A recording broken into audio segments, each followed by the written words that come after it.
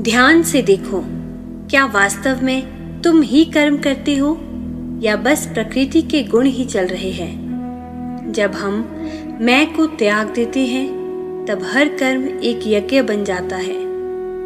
श्रीमद् भागवत गीता का 4था अध्याय अब एक ऐसे मोड़ पर आता है जहाँ श्री कृष्ण कर्म की सीमाओं को पार करते हुए हमें उस अवस्था में ले चलते हैं जहाँ कर्म होता है लेकिन कर्ता नहीं होता। इन श्लोकों में वह अकर्म में कर्म और कर्म में अकर्म का रहस्य आत्मा के स्तर पर खोलते हैं। यह ज्ञान केवल जानने के लिए नहीं है, यह जीने की कला है। यहाँ से आरंभ होती है एक ऐसी स्थिति जहाँ साधक केवल कर्ता नहीं बल्कि साक्षी बन जाता है, जिसकी प्रत्येक क्रिया अर्पण है, हर प्रयास यज्ञ है और जीवन स्वयं ईश्वर को समर्पित अग्निकुंड है। तो चलिए आरंभ करते हैं श्लोक 19 से 24 तक की वह यात्रा जहाँ कर्म साधना बनता है और साधक साक्षी। यस्य सर्वे समारंभा काम संकल्प वर्जितः ज्ञान अग्निदग्ध कर्माणं तमाहु पंडितम बुधा। श्री कृष्ण कर्म को आगे समझाते हुए कहते हैं, जिसके सभी कर्म कामनाओं से रहित होते हैं और जो ज्ञान की अग्नि में कर्मों को भस्म कर चुका है उसे ज्ञानी जन पंडित कहते हैं। यहाँ काम संकल्प का तात्पर्य है इच्छाओं का जन्म और उनका अनुसरण। जो व्यक्ति अपने कर्मों को अहम और इच्छा से मुक्त होकर करता है वह कर्म की जड़ से ऊपर उठ चुका होता है।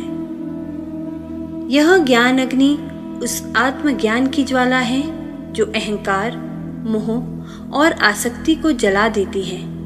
पंडित वही है जो मैं करता हूँ की भावना से मुक्त हो चुका है। सच्चा ज्ञानी वह है जो कर्म करता है परंतु उसमें अहम और स्वार्थ नहीं होता। त्यक्त्वा कर्म फलासंगम नित्य तृप्तो निराश्रयः कर्मण्यभिप्रवृत्तोऽपि नैव किंचित करोति सः। जो फल की आसक्ति छोड़ चुका है, जो सदा तृप्त रहता है और किसी पर निर्भर नहीं होता, ऐसा व्यक्ति कर्म करता हुआ भी वास्तव में कुछ नहीं करता। नित्य तृप्त वह जो बाह्य वस्तु पर निर्भर नहीं बल्कि आत्मा में स्थित होकर पूर्ण है। निराश्रय जो किसी सहारे की आवश्यकता नहीं रखता। ऐसा योगी कर्म करता हुआ भी कर्म रहित होता है, क्योंकि उसका उद्देश्य केवल लोक कल्याण है, ना कि स्वार्थ। कर्म करो पर फल की अपेक्षा मत रखो, यही कर्मयोग है। निराश्रयचित्तात्मा त्यक्त सर्व परिग्रह शारीरं केवलं कर्म कुर्वन्नाप्नोति किल्बिषम्।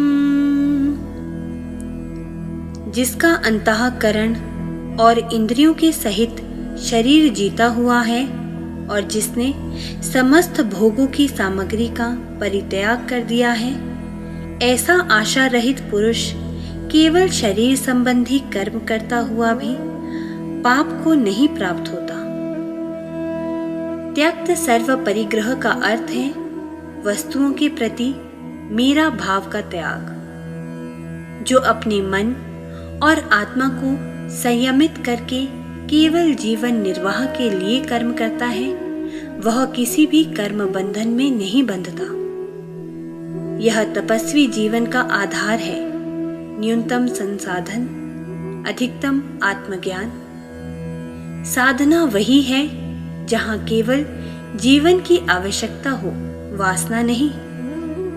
यदृच्छालाभसन्तुष्टो द्वन्द्वातीतो विमत्सरः समः सिद्ध सिद्धावसिद्धौ च कृत्वापि न निबध्यते।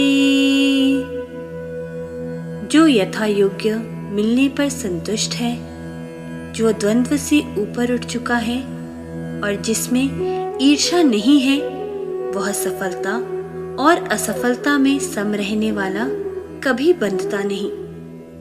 यहाँ द्वंद्व का अर्थ है सुख दुख, लाभ हानि, मान अपमान। जो इनसे परे है वह आत्मा में स्थित होकर निष्काम भाव से कर्म करता है। विमत्सरः वह जिसके भीतर प्रतिस्पर्धा नहीं, केवल समत्व है। जो स्थित प्रज्ञ हो गया है उसके लिए कर्म का फल बंधन नहीं बनता। गत संगस्य मुक्तस्य ज्ञानावस्थित चेतसः यज्ञयाचरतः कर्म समग्रं प्रविलीयते। जिसकी आसक्ति सर्वतः नष्ट हो गई है, जो देह अभिमानी और ममता से रहित हो गया है, जिसका चित्त निरंतर परमात्मा के ज्ञान में स्थित रहता है, ऐसे व्यक्ति के सारे कर्म यज्ञ रूप हो जाते हैं और विलीन हो जाते हैं। जब कर्म यज्ञ बन जाए अर्थात समर्पण में बदल जाए, तब उसका कोई व्यक्तिगत बंधन नहीं रहता। यह सर्वस्व समर्पण की अवस्था है, जहां आत्मा और ब्रह्म एक हो जाते हैं। जब जीवन स्वयं एक यज्ञ बन जाए, तब कर्म स्वतः मुक्त कर देता है। ब्रह्मार्पणं ब्रह्महविर्ब्रह्माग्नो ब्रह्मणाहुतं ब्रह्मेव तेन गन्तव्यं ब्रह्म कर्म समाधिना। जिस यज्ञ में अर्पण अर्थात स्तुवा आदि भी ब्रह्म है और हवन किए जाने योग्य द्रव्य भी ब्रह्म है, तथा ब्रह्म रूप कर्ता के द्वारा ब्रह्म रूप अग्नि में आहुति देना रूप क्रिया भी ब्रह्म है, उस ब्रह्म कर्म में स्थित रहने वाले योगी द्वारा प्राप्त किए जाने योग्य फल भी ब्रह्म ही है। यह श्लोक अद्वैत का परम सूत्र है। यह बताता है कि सब कुछ ब्रह्म ही है, अर्पण, साधक, अग्नि और फल। जब यह भाव दृढ़ हो जाए, तब साधक का संपूर्ण जीवन ब्रह्ममय हो जाता है। ब्रह्म को जानने वाला ब्रह्म रूप हो जाता है। हमने अभी देखा वह साधक कैसा होता है जिसका हर कर्म शुद्ध होता है, क्योंकि वह मैं को जला चुका होता है। यहाँ श्री कृष्ण कहते हैं, जब कोई व्यक्ति फल की आसक्ति छोड़ देता है, अपने सभी कर्मों को यज्ञ बना देता है और स्वयं को साक्षी की स्थिति में स्थापित कर लेता है, तब वह मुक्त हो जाता है, जीवन में भी और मृत्यु के पार भी। जब चेतना मैं करता हूं से हटकर ईश्वर के द्वारा हो रहा है पर टिक जाती है, तब कर्म बंधन नहीं बल्कि मोक्ष का साधन बन जाता है। श्लोक 24 में श्री कृष्ण कहते हैं, यज्ञ ईश्वर है, अर्पण करने वाला भी ईश्वर है, अग्नि भी वही, आहुति भी वही और प्राप्त करने वाला भी वही। यह अद्वैत की पराकाष्ठा है, जहाँ साधक, साधना और साध्य सब विलीन हो जाते हैं। तो क्या हम अपने कर्मों को इस अग्नि में समर्पित कर सकते हैं? क्या हम कर सकते हैं हर कार्य को यज्ञ और हर सांस को अर्पण? यही है सच्चा योग, यही है गीता की आत्मा। जय श्री कृष्ण।